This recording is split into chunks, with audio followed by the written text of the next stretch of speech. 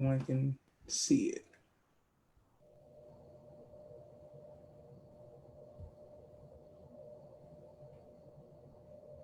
Okay, I'm waiting for the notification now.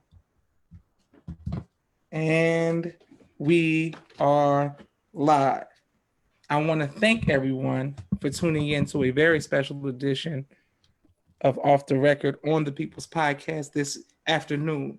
We have two great panelists, and we're dealing with a very serious subject, yet a very and as well as a very important subject.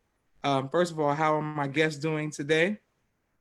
We're doing well. How you doing, brother? Thank you, sir. Excellent, ma'am. Excellent, ma'am. Thank you all for taking time out of your busy schedule. We're going to come to you first, Sister Betty. Can you explain to us what is the Greve movement, and just let us know and give us the history on yourself before we move forward? Thank you. First of all, let me say thank you, sir, for your time and giving us this platform, to express our concerns and get the information out to the people. I am a mother who lost my son to black on black crime in 1993. Yes, Uh, ma'am. yes, sir. During that time, I was working in public safety. After retiring out of public safety, I felt compelled to take this organization a step further. And I am the founder of a homicide support group called Greve. And Yes, Greve is ma'am. acronym for Grieving Relatives in Every Violent Event. And that Yes, ma'am. encompasses teen violence, gang violence, domestic violence, and homicides. So what we do is the mothers, we support what's going on in today's society.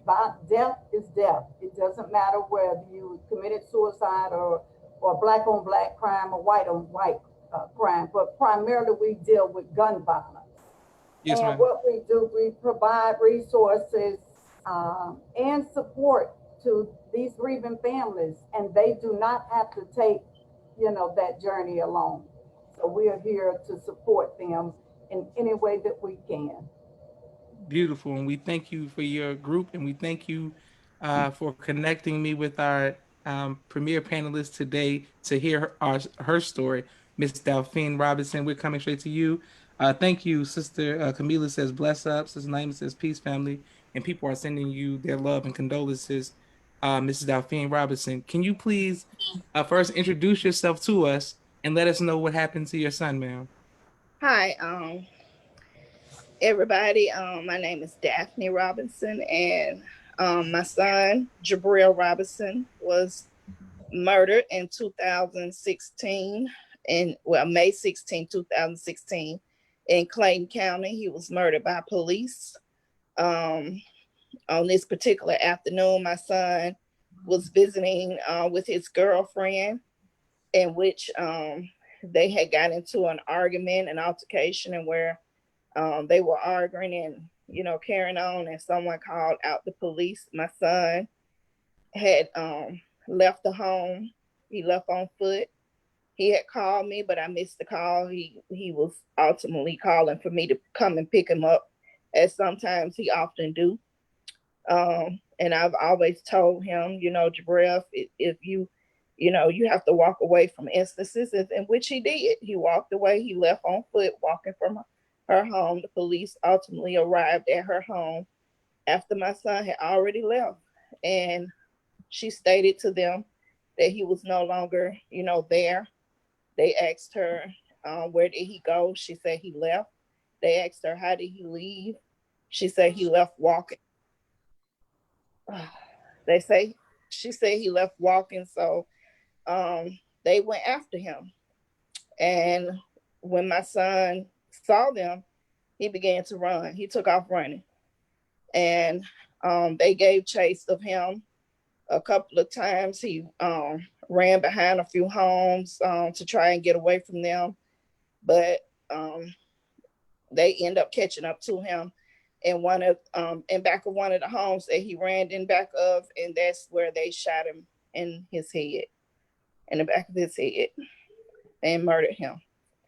Um, I know that a lot of people, have always been like, these instances where, these police are shooting and killing these young Black men. I had a lot of people to ask me, why did he run? Why was he running? This and that and the next. But, my son had a few instances with the police before where they had harassed him. An incident that he had a few weeks with them before this incident happened, they pulled up on him as he was standing at a bus stop, getting ready to catch the bus home, and told him he looked like someone that had tried to break into someone's car or tried to carjack someone. And my son asked him, why would I, if I try to carjack someone, why would I be standing here at this bus stop? I'm trying to get home. Well, you look like this person. You got the dreads and this and that or whatever. But they end up tasering my son, and they end up, you know, beating him up. They injure his wrist, and they end up taking him to jail. And he called me, and I went down and I bailed him out. And I picked him up, and the conversation that we had was that, he was like, Mom, why is it all the time, you know, they do this? Why do they always target me? And I said, Jarrell, I said, you're a young Black man, I say it's already a target. You guys wear a target on you guys because you're young and you're a Black male. This is what I've taught you and I've talked to you about your whole life. So he said, I'm cutting my hair. He said, because he said something to me about I looked like this man because I had dreads or whatever. So he told me, I'm going to cut my hair. I said, well, baby, if you want to cut your hair, that's your choice. But that's not going to stop them from, looking at you the way that they do. That's not going to stop them. So he cut his hair. And I just want to show a picture of him with his dreads, if you guys can see it. Yes, ma'am. That's a picture of him with his dreads. And then this is another picture of him when he cut his hair. So he cut his hair. And after he cut his hair, 2 weeks later, he was murdered by the police. Wow. So he did things to try to prevent himself from being categorized. And still, his life was taken for nothing. This is happening so much. And every time I see it happen, it makes me angry. I relive the murder of my son. I've been out here with Miss Betty since day one. She has been so good. She has been, great in helping me to deal with my grieving part. Me and my son was very close. Yes, and I have 3 other sons. I'm close with all my children. I've taught them all the time, about how things are. So, when I seen this stuff happening before even my son was murdered, I would always tell them, y'all need to be careful, because this is what is going on and it's showing you, so just be careful, and I worried about them, knowing that it could be my child. Not never saying that it would never be them, letting them know that could be you. So I wouldn't say that I was surprised when it happened to my son, but I was, very upset, very angry, very mad. And I'm still to this day. I've been out here for 4 years fighting for justice for my son, right along beside other mothers, that has been fighting for 7 years, 8 years. One mother fighting for 16 years for justice for these police, killing and murdering our kids. And, it's very it's a very discerning thing, because you're dealing with so much in your community, with us as Black people and how we treat one another, and it's like we fighting on all ends. That's right. Yes, ma'am. We're trying to stop our own people from killing us and coming against us, and then we have to fight against, you know, the police and this brutality, and then this white supremacy and this racism. It's just all ends that we are fighting against, and it's a lot, and it's heavy. So, but I'm not stopping. I'm Yes, not. ma'am. I'm gonna continue my fight, Yes, ma'am. Yes, ma'am. and it's not just about Jabril. That's my son. I'm fighting for him, true enough, but it's just not about Jabril. It's bigger than that. I'm fighting for all our people, our Yes, ma'am. sons and our daughters. I'm out here for everybody, because it has to end on every aspect. So I better say, on every violent event, this has to stop.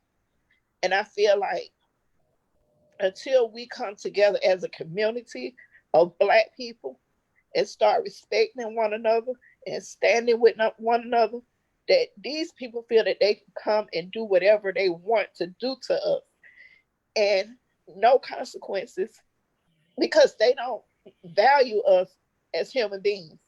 They feel that we don't value each other as human beings, so why should they? We got to come together. We got to stop one thing in order for us to fight and stop something else. And I think the root of our issue and our problem is within ourselves. You know, Miss Betty started a great thing, Greve, and I thank her so much for that. Yes, ma'am. Thank you. Thank you very much for that. And if I can, I would just like to call out some other names and some mothers that has been on the front lines with me, standing with me, supporting me, and giving me the strength to keep pushing, even when I feel like I can't keep up this fight. And they are there holding me up, Yes, ma'am. even as they have lost their children to police brutality. I wanted to call out Monty Benjamin. Her son is Jadis Benjamin. Miss Patricia Scott. Her son is Raymond Scott. Monteria Robinson.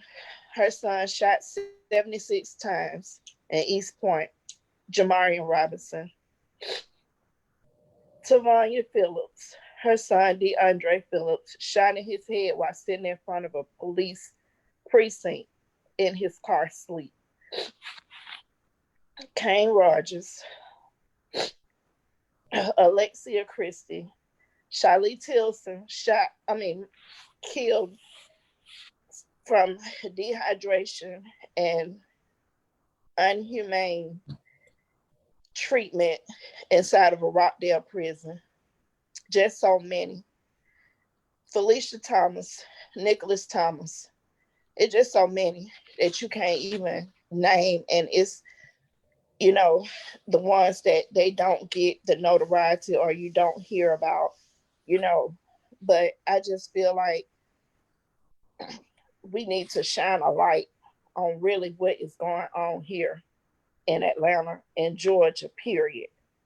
Because the mothers in Georgia, we don't get that platform to tell our story and for people to know that this is happening here as well as it is all around, the world. So I thank you, Brother Joshua, for Yes, ma'am. giving me that platform to discuss and talk about Jabril and tell his story, because Jabril should be here today. He didn't have to die. He didn't have to be murdered by the hands of police. So I really appreciate you giving me that platform. Yes, ma'am. And thank you. And thank you again, Sister Betty. I want to thank let you know that we're here with you both. But Mrs. Robinson, we're here with you. The comments are so many right now, and they're saying, thank you. We're praying for you. Say their name. We're going to keep your son's name lifted. There are a lot of prayer hands, a lot of love. What people want to know is, were the officers ever convicted? The officers was never convicted. They have not even been indicted. My son case was closed by the district attorney at the time in Clayton County. She closed the case. Miss Tracy Graham closed my son's case. She said it was a justified shooting. I'm fighting now. We have a new district attorney in Clayton County, and I'm pleading with her to please take a second look at my son's case, to reopen his case. I'm fighting to get it reopened so these officers, so we can at least have our day, in court. Yes, ma'am. I'm not gonna stop. They gonna get tired of me, because it's not gonna end until I get what I need to get from Clayton County. Yes, ma'am. Can you please share with us a story of you and your son? Something that he did for fun. He was in the sports. Did he was he in the My movie? son, Jabril, was an artist, and he loved music. Okay. People really know him by him being this local rapper here in Atlanta. But he was not just into rap; he was into all kind of music. He, my daughter is speaking, saying so. He was loving music since he was 3 years old. He got that, from his father. Yes, But ma'am. that was his thing. He was a real loving child, So his journey was to, break out in the music industry, and that was what he was working on. And he was also, just this loving and protective person. He was protective over everyone that he came in contact with, that he, loved, that he cared about. You know, we did a lot of things together because my son was really just a loving child, and he really was stuck to me. So a lot of people tell me, Jabril was my baby, and yes, he was, even though I have 5 kids. Yes, ma'am. Yes, ma'am. But he really was. He was the one that always showed that love. And, he never let a day go by without telling me, Mom, I love you. You are, this beautiful person. That's just the person that he was, So he was doing everything in his power to just try to make a better life for himself. And also so he could give me, a better life, because he always told me, Mom, you work too much, I want to do this, so you don't have to work so much, so, I could take some of the pressure off of you. So he was always looking out for people that he cared about and that he loved. Beautiful. Yes, ma'am. And Sister Camila, Sister Rachel, Sister Miriam, Sister Naima, Brother Rashad, Brother Desmond, everybody's saying they're fighting with you, they're standing with you. Their prayers are with you. They love you. Did he have any children? Did he have any children? He had no children. Okay. But he was very excited about my son, his brother, that was getting ready to have a son that came 6 months after my son passed away. But he had no children, But yeah, he was very excited about that. He came to me and told me that I was getting ready to be a grandma. And when he told me that, I thought he was speaking on himself, but he was actually telling me for his brother, because his brother was scared to come to me and tell me that he was, gonna be having a son. But yeah, he was just very excited about that. And he did voice to me that one day, he did want to have children, but he wanted to be, establishing financially able to be able to support those children. So he was working on what he was working on to try to get to that status. And another thing that I just want to say about my son, because he was very strong-willed and he was very outspoken, and he always spoke for what was right. And he never, backed down. When he felt that something was right, he was going to speak out about it, and he was going to let you know, no matter what consequences came behind it, and that was instilled in him and taught to him by my mom, because my mom is a big influence on my kids. And Sister Takwa, she's yes, ma'am. Yes, ma'am. We know her. We know her. Yes, ma'am. Takwa, she is a very big influence in this family. She is our backbone. She is what carries us through. But she have especially had that relationship with the boys, because she was taught them to be strong, and she's also taught them about the way of the world. So he was very outspoken, and yes, ma'am. And please extend our love and greetings to your mother, and tell her thank you for always being kind, because she is like a mother to us all, everyone. When we all go to Blue Seas, she was always very kind, especially to myself and my family. Someone wants to know, what can we do to assist you, and as well as you, Sister Betty, with the Greve program? How can we help people who are, because a lot of people live in Atlanta, so how can we assist you? Well, one thing we can do, Greve is working with Congressman Hank Johnson on 3 pieces of legislation that he has introduced, which is HR 5777, which is police accountability. And what this piece of legislation does is it should pass. And what it does is give the Department of Justice, gives them the right to bring charges against an officer if the state fails to do so, when a civilian is wrongfully killed by police in a line of duty. And that's HR 5777.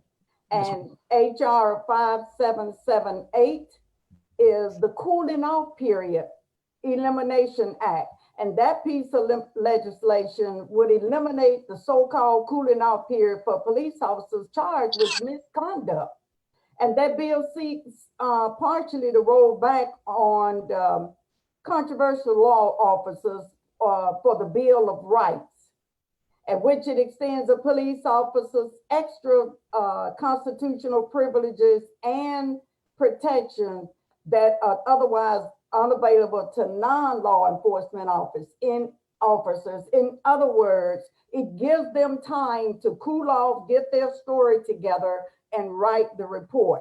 My understanding. And HR 5778 and 5779 is the grand jury reform. Right now, they do not let the families in there while they are, doing the grand jury reform. And I always say, we have to put pressure on these politicians.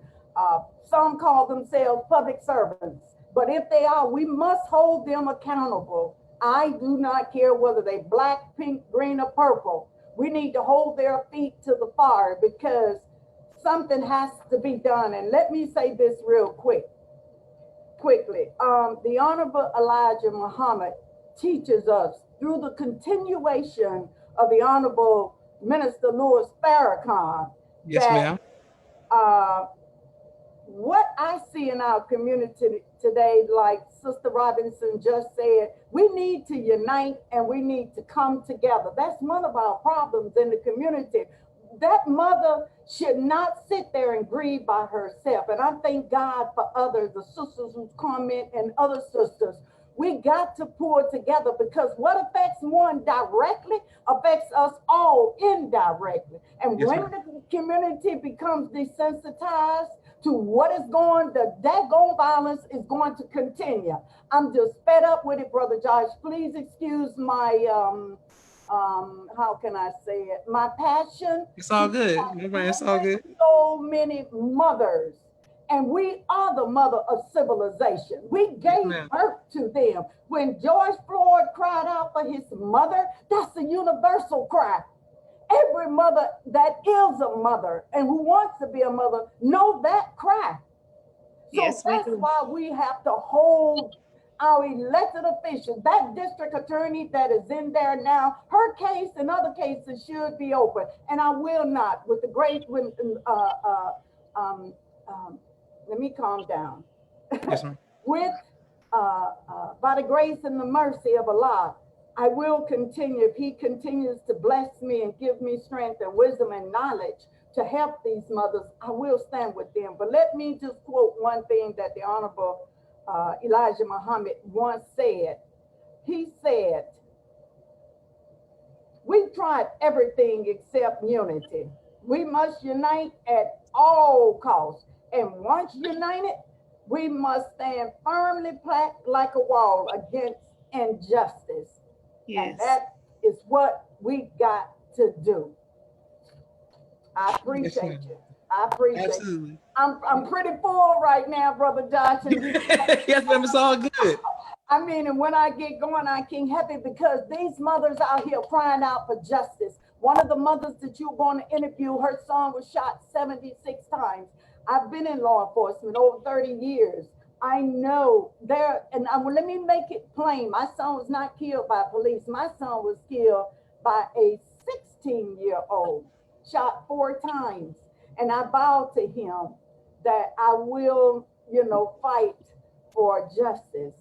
And they gave the young man that killed my son 30 years, which he did not do 30 years. But my point is, when I was interviewed by NBC Nightly News, they asked me, did I want the young man to have the electric chair? And I told them no, because the devil would not get 2 for 1. That young man's life was gone, and so was my son, Michael, gone. And let me just quickly show you a picture of Michael. You can always put, as the old folks say, picture's worth 1,000 words. Now that looks like a little boy, but it's a little girl that preceded him 4 months later. He had leukemia. So, and I tell people, God knows, Allah knows the end before the beginning. So what we're going through now, if we do not stick together and pull together and make some changes, not only with policy, we're going to have to make behavior changes. But first of all, we need to make the mind. We need to change the thought of the mind. That's why I'm grateful that I am a Muslim woman. Because all of this before I did not know, and I was standing firmly to support these women in getting justice and reopening some of these cases. Thank you so much for allowing us, to have this platform, sir. Yes, ma'am. Well, this platform is called the People's Podcast. This is absolutely for you, and it is for situations that are serious like this. Anything that we can do, we are right here with you all. A lot of people are commenting. I'm coming to you all's comments about assisting you all. I'm going to tag your Facebook names in the title and make sure I put it on YouTube, share to Facebook and Twitter as well, so people can hear your story and reach out to you all to see, to have assistance. Everything that we need is within the community. So the more we talk about it, the more we focus on each other. I'm sure there's somebody has something and knows somebody that can help in some way, shape, or form. So we're going to keep it out front. Anytime you want to come back, Mrs. Robinson, you can always come back. Of course, it's better. Y'all can always come back on. Just let me know anything that I can do. I'm here for you. We are here for you. Just let us know. I thank you all for coming on and sharing your stories. You are so forgiving as mothers. My brother was shot. He's still living, but I don't have the same forgiving spirit as you all. So I'm working on that. So I'm working on that. But I thank Allah for you all's testimony, and I don't know what I would do if my brother didn't make it after his shooting. So I'm here for you. I hear you all you have no idea how strong you are to even function. Because when my brother got shot, I didn't. That was it. That was the end of it for me, and he still lived, and I still broke down. So I thank you all. It's too many sad stories that we have. I want us to keep fighting. And anytime That's right. you all want to come on, anything I can do. I know right now we're dealing with COVID, but if it was not for COVID, if we wanted to organize a protest, y'all want to stand, whatever y'all want to do, I'm right here with you all. The people are right here with you. Let us know. Please, sister, please give the greetings to your mother. I sure will. And Brother Joshua, if I may, I would just ask the people if they could please I have a petition, and my Yes, ma'am. petition is to Tasha Mosley, who is the DA of Clayton County right now. Yes, And ma'am. I'm asking her to charge these officers, Charlie McDaniel and Dwayne Parkins, for the murder of Jabril Robinson. If they would go to my Facebook page, Daphne Jabril Robinson. Also, I have another page, Daphne Robinson. If you guys would go to my page and please sign my petition, if you would call this DA office, demand justice for Jabril Robinson. We want these officers brought in. We want them indicted on the murder of Jabril Robinson. And I appreciate everything that you guys are doing. Yes, ma'am. Thank you all for coming on to the People's Podcast. Thank you all for watching. So many people have commented. Since Camila saying, "No mother should have to bury her son. This is wrong." I'm going to butcher your name. Sasha Smidget is saying, giving love. People are saying, "Yes, ma'am." They're going to do it. Raymond, peace. Thank you all. Mimi, Naima, Rashad, everybody. Sister Rachel, Brother Desmond. Thank you all. Sister Camila, thank you for sticking with us the whole time. We will make sure that we do, they're saying they will sign the petition, and we'll do keep us abreast of what's going on, and we right here for you all. Thank you all for coming on, and thank you all for watching the People's Podcast this afternoon. All right. Thank All right.